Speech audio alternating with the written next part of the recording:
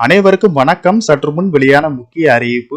குடும்ப அட்டைதாரர்கள் பயன்பெறும் வகையில் ரேஷன் அட்டைக்கு முக்கியமான அறிவிப்புகள் வெளியாகியுள்ளன. இதை பத்தி விரிவாக தெரிஞ்சுக்க வேண்டும்னா இந்த வீடியோவை கடைசி வரைக்கும் ஸ்கிப் பண்ணாம பாருங்க. வீடியோக்குள்ள போறதுக்கு முன்னாடி இந்த வீடியோக்கு ஒரு லைக் பட்டனை பிரஸ் பண்ணிக்கோங்க. இது வரைக்கும் இந்த சேனலை சப்ஸ்கிரைப் பண்ணாதவங்க சப்ஸ்கிரைப் பண்ணிக்கோங்க.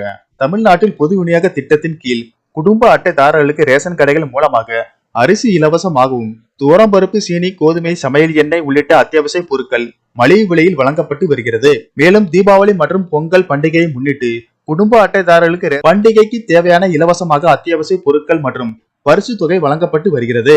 இந்த நிலையில் புதிதாக திருமணம் முடித்தவர்கள் மகளிர் உரிமை தொகை திட்டத்தில் இணைய புதிய ரேஷன் அட்டைகளுக்கு விண்ணப்பித்து வருகின்றனர். இதனால் பழைய அட்டையிலிருந்து தங்களது பெயர்களை நீக்குவதற்கு முயற்சித்து வருகின்றனர். அவ்வாறு வருபவர்களிடம் அதிகாரிகள் வாய்மொழியாக சில தகவல்களை கூறுவதாக சொல்கின்றனர். அதாவது, புதிய அட்டைகளை கேட்டு விண்ணப்பித்தவர்களுக்கே ஓராண்டு காலமாக அட்டைகள் விநியோகம் செய்யப்படவில்லை. இதனால் மக்கள் ரேஷன் பொருட்களை வாங்க முடியாமலும் சில சலுகைகளை பெற முடியாமலும் உள்ளனர்.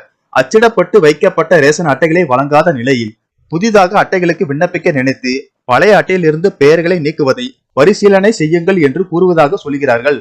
இந்த நிலையில் தமிழக அரசு 2024-25 ஆண்டுக்கான பட்ஜெட்டில் மகளிர் உரிமை தொகை திட்டத்தில் புதிய பயனாளர்கள் இணைக்கப்படுவதற்கும் சேர்த்து நிதி ஒதுக்கீடு செய்யப்பட வேண்டும். மகளிர் உரிமை தொகை திட்டத்திற்கு புதிதாக விண்ணப்பிக்க அறிவிப்பு வெளியிட வேண்டும்.